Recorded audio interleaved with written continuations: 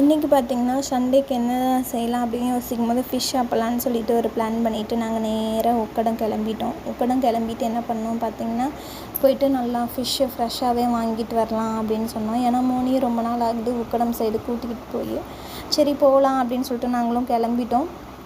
அப்படியே இன்றைக்கி பார்த்திங்கன்னா வெயிலெலாம் அடிக்கல, நல்லா மழை மூட்டம் மேகமூட்டமாகவே இருந்துச்சு. அப்படியே அந்த இதில் நம்ம அப்படியே அந்த ஒரு வியூ பார்க்குறதுக்கே நல்லா இருந்துச்சு உக்கடம் சைடு போகும்போது. நாங்களும் அப்படியே கிளம்பிட்டோம்.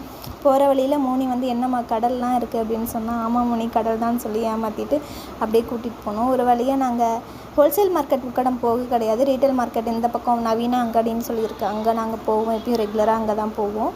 அங்கே போயிட்டு உடனே போய் வண்டியெல்லாம் பார்க் பண்ணிவிட்டு நாங்கள் உடனே மார்க்கெட்டுக்குள்ளே கிளம்பிட்டோம்.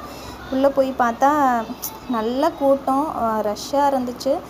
சரி நம்ம ரெகுலராக வாங்குற அண்ணா இருக்காரு சொல்லிட்டு அங்கே உள்ளே போயாச்சு.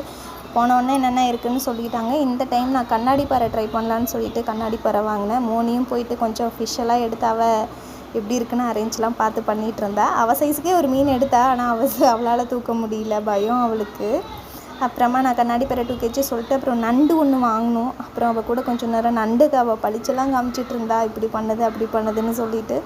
சரி நேராக அப்படியே கிளம்பி எல்லாம் வாங்கிட்டு வீட்டுக்கு வந்துட்டு பாதி வந்து கல்லில் போட்டு ஃப்ரை பண்ணி எடுத்தாச்சு, பாதி வந்து குழம்பு வச்சாச்சுங்க. ஏன்னா அந்த குழம்பு மீன் வந்துட்டு அந்த சாதத்துக்கூட சாப்பிட்றதுக்கு நல்லாயிருக்கும். ஏன்னா அந்த எப்பயுமே மீன் குழம்பு வைக்கும்போது குவான்டிட்டி கொஞ்சம் எப்பயுமே சேர்த்து வைங்க. அப்போ தான் அந்த குழம்பு காலையில் சாப்பிடும் போது அந்த சூடாக இட்லியும் அந்த பழைய மீன் குழம்புக்கு எப்பயுமே டேஸ்ட் அல்டிமேட்டாக இருக்குது. யாராவது ட்ரை பண்ணலன்னா கண்டிப்பாக ட்ரை பண்ணி பாருங்கள்.